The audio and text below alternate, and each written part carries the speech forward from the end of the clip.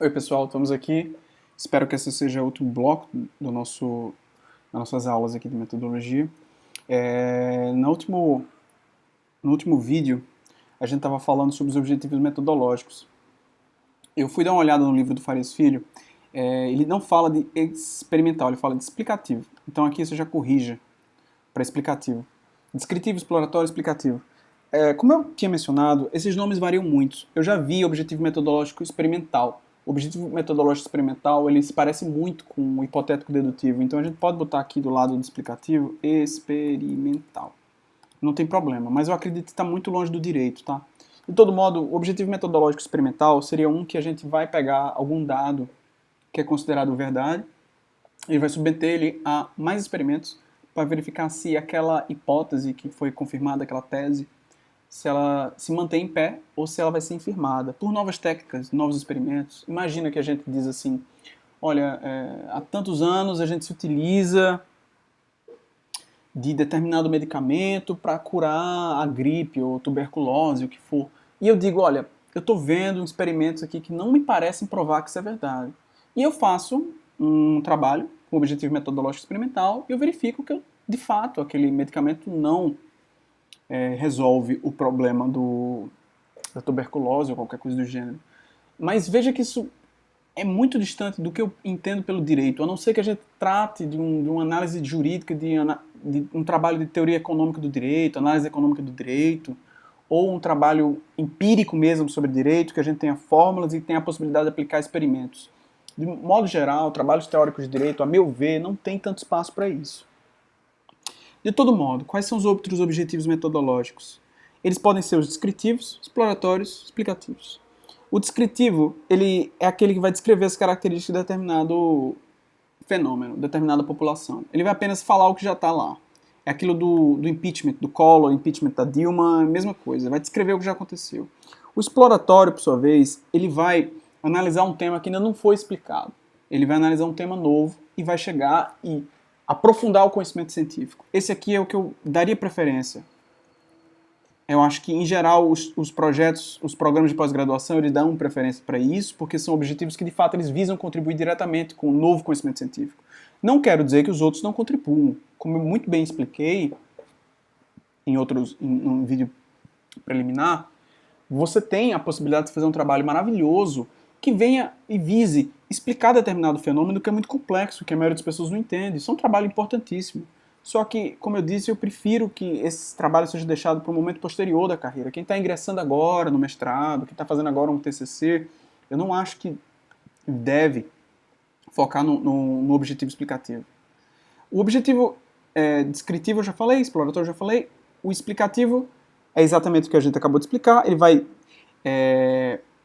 de forma muito parecida com o objetivo descritivo, ao invés de apenas descrever o que ocorreu, o explicativo ele vai descrever e identificar os fatores que determinaram ou contribuíram para a ocorrência dos fenômenos. Então, voltando para o nosso exemplo do impeachment, ele pode chegar e dizer, olha, eu vou não apenas descrever o impeachment de Dilma, o impeachment do Collor, eu vou explicar quais foram os fatores econômicos, quais foram os fatores jurídicos, quais foram os fatores sociológicos que levaram aquilo ali a ocorrer.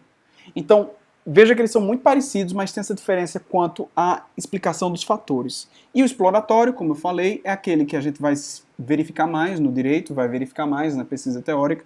Eles vai proporcionar uma familiaridade maior com o problema por analisar uma coisa que ainda não foi verificada, que nem um explorador de caverna.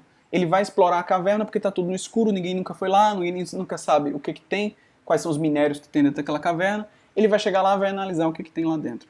É exatamente o que a maioria das pesquisas, ou pelo menos a maioria das pesquisas em direito faz. Além disso, na metodologia, além desses métodos, eu acho que é válido você fazer referência a como você quer dividir aquele seu trabalho. Então, além de tudo isso, vou até fechar aqui esses espaços, eu acho que a sua metodologia deve ter um plano preliminar de capítulos. Ou seja, quantos capítulos vão ter aquela sua dissertação? Quantos capítulos vão ter sua tese? Ah, eu quero dividir ela em 10 capítulos. Por quê? O que cada um desses capítulos vai dizer? Por que 10 capítulos e não 3? Por que não 20? Nesse momento você vai chegar e dizer, olha, são 10 capítulos, ou são 4 capítulos, porque eu tenho 4 objetivos principais, objetivos intermediários. Então, como é que eu vou fazer? No meu primeiro capítulo, eu vou analisar o que são criptomoedas. No segundo capítulo, eu vou analisar como é que a legislação brasileira combate a prevenção à lavagem de dinheiro. O terceiro capítulo, ou até mesmo no mesmo capítulo do objetivo intermediário número 2, eu vou analisar o objetivo intermediário número 3, eu vou analisar quais são os instrumentos utilizados para lavagem de dinheiro. No quarto capítulo, eu vou fazer uma análise teórica de hermenêutica criminal. E no quinto capítulo, eu vou trazer as minhas considerações sobre se é possível ou não analisar, quais são os elementos necessários para verificar se é possível, a que medida a gente pode condenar alguém por lavagem de dinheiro com cripto. Então, é possível. Aqui eu imagino que a gente poderia dividir nesse nosso exemplo em 1 capítulo, 2 capítulos, 3 capítulos e o quarto capítulo, sem contar a introdução e a conclusão. Eu acho que são essa poderia ser uma divisão, mas você também pode dizer, não, eu quero trabalhar aqui em 2 capítulos sobre cripto, porque eu quero um capítulo só sobre blockchain e o segundo capítulo eu vou analisar criptomoedas. Eu vou querer um outro capítulo aqui porque eu quero fazer uma análise histórica. Veja, eu não gosto de análise histórica em trabalhos que não são sobre história ou que não são historiográficos. Mas se você entende que é necessário, se você conversou com o seu orientador, então ok. Mas é preciso que seja uma coisa pormenorizada, que seja pensada. Não é qualquer coisa de qualquer forma. Então, a divisão de capítulos na sua metodologia, ela deve basicamente fazer o seguinte. Deve dizer quantos capítulos. Eu vou dividir minha dissertação em 5 capítulos. No primeiro capítulo, eu vou analisar a lavagem de dinheiro. No segundo capítulo, eu vou analisar as técnicas de prevenção à lavagem de dinheiro. No terceiro capítulo, eu vou analisar a hermenêutica criminal. Ou até mesmo esse terceiro capítulo de hermenêutica criminal pode ser o primeiro capítulo. No primeiro capítulo, eu vou analisar as regras básicas de interpretação da norma penal no direito brasileiro. No segundo capítulo, eu vou analisar a lavagem de dinheiro e quais são os instrumentos de lavagem de dinheiro positivados na legislação brasileira vigente. No quarto capítulo, eu vou analisar as criptomoedas e o potencial das criptomoedas para lavagem de dinheiro. No quinto capítulo, eu vou considerar tudo que foi analisado anteriormente para definir se é possível ou não uma pessoa ser criminalmente punida por lavagem de dinheiro através de criptomoedas. E tem a introdução, tem a conclusão. Eu acho que fica extremamente razoável desse jeito. Não tem uma fórmula exata, não tem assim uma resposta padrão que cabe para todos os casos. Eu acho que depende muito da pessoa, depende muito da forma que ela quer fazer o projeto dela. Vamos agora para os recursos. No caso das pesquisas em direito, às vezes a gente fica meio perdido se vai falar de recursos, especificamente por conta da metodologia que em geral é aplicada. No nosso exemplo aqui, eu acho que a gente, como eu tinha dito, a gente ia aplicar a metodologia dedutiva, método de procedimento monográfico, a técnica de pesquisa documental bibliográfica, o objetivo metodológico exploratório. Se a gente tem tudo isso, no final das contas, o recurso que a gente vai precisar é mínimo. A gente precisa de uma biblioteca, de um computador e internet. Então, assim, se for só isso, nos recursos eu diria, os recursos utilizados para a elaboração desse projeto serão mínimos. E podem ser custeados pelo próprio candidato, pelo próprio pesquisador. Claro que se você tiver a oportunidade de ter uma bolsa, maravilhoso, mas veja, a bolsa é para custear você, a sua atividade de pesquisador. Aqui são os recursos da pesquisa. Pode ser que, dependendo da sua metodologia, imagina que você vai fazer um trabalho sobre situação de pessoas escravas, a comparação do trabalho escravo no interior da Paraíba com o trabalho escravo no centro de São Paulo, as pessoas que trabalham naquelas indústrias têxteis que tem ali perto da 25 de março. E você vai ter que fazer viagens de São Paulo, João Pessoa, São Paulo, Paraíba, e você vai ter que fazer entrevistas, pode ser que você precise contratar uma pessoa para digitar tudo que foi falado nas entrevistas, você vai precisar pagar suas viagens, estadia, etc. Ou pode ser que você, hipoteticamente, não estamos mais falando de direito, mas imagina que você está fazendo uma pesquisa sobre neurociência e você precisa comprar um microscópio novo para analisar determinado neurônio no cérebro de uma pessoa. Veja, isso são gastos e você precisa deixar claro para a instituição quais são os gastos que você vai ter. Você pode chegar e dizer, olha, eu vou ter o gasto de 10 mil reais com um determinado microscópio, que eu acho que na realidade está mais perto de 100 mil reais, ou 400 mil reais, ou eu vou ter gasto na média de 20 mil reais para minhas viagens, ou não vou ter gasto nenhum porque eu mesmo vou pagar minhas viagens. Isso depende da metodologia. Então eu acredito que Para fins de recursos, basta a gente dizer que depende da metodologia. Principalmente o método de procedimento e a técnica de pesquisa.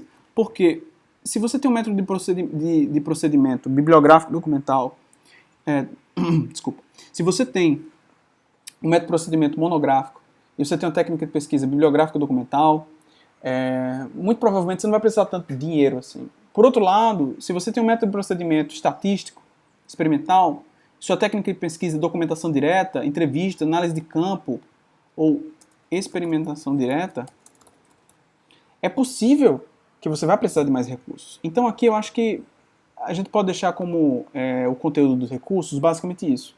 Como eu disse, no nosso exemplo aqui da lavagem de dinheiro, eu acho que os recursos seriam mínimos, poderiam ser custeados pelo próprio pesquisador. Por fim, o último elemento textual, o cronograma. Você pode organizar o cronograma na forma de uma tabelinha, ou você pode organizar ele na forma de um parágrafo. O cronograma é basicamente quando você vai chegar e dizer quanto tempo você vai gastar, qual o escopo da sua pesquisa, e quanto tempo você vai deixar para leitura, quanto tempo você vai deixar para levantamento bibliográfico, fichamento, escrever o primeiro capítulo, deixar o seu orientador revisar o primeiro capítulo, qualificação, banca final, etc. O que eu chamo a atenção aqui é ler o edital. Veja quanto tempo você tem disponível. Se você tem 2 anos para fazer mestrado, não faz um cronograma que ocupa os 2 anos, porque pode ser que você tenha uma doença no meio do caminho, pode ser que você tenha um problema, pode ser que você precise fazer uma viagem. E se você vai ter esse problema no meio do caminho, se você vai ter essa viagem maravilhosa que você vai fazer, se você deixou o seu cronograma com 24 meses certinho, o que vai acabar acontecendo é que você não vai conseguir cumpri-lo, porque você perdeu um mês. Então você vai pedir uma extensão de prazo. E as universidades odeiam isso. Então o que é que eu sugiro? Deixa uns 3, 4, 5 meses a mais, de sobra. Olha, eu vou passar o primeiro 6 meses cursando as disciplinas. Ao longo desses 6 meses eu também vou fazer o fichamento. Depois disso eu vou começar a escrever o primeiro capítulo, vou passar 2 meses escrevendo o primeiro capítulo, vou mandar o primeiro capítulo para o meu orientador, enquanto isso já estou escrevendo o segundo, vou mandar para o meu orientador, depois estou escrevendo o terceiro, vou para a qualificação, qualifiquei, vou agora escrever o quarto, escrevi o quarto, mando para o orientador, escrevi o 5º capítulo, mandei para o meu orientador, fiz uma revisão final, paguei o cara para corrigir a ortografia, paguei o cara para fazer o ABNT, agora vou marcar minha banca, marquei minha banca, ainda tenho 3 meses. Show de bola. Você cumpriu tudo. Você deixou um tempo razoável e eu acho que é exatamente isso. O cronograma e o recurso, eles acabam sendo bem simples. Não acho que a gente teria nenhum drama com eles, não. Em resumo é isso, pessoal. Eu acho que, como eu disse para vocês, foi uma aula introdutória, eu espero que tenha sido útil para vocês. Eu acho que muitos temas aqui a gente falou de forma rápida, os outros temas precisam ser aprofundados, principalmente a metodologia. Eu acho que seria muito útil um vídeo específico sobre metodologia, esses temas aqui,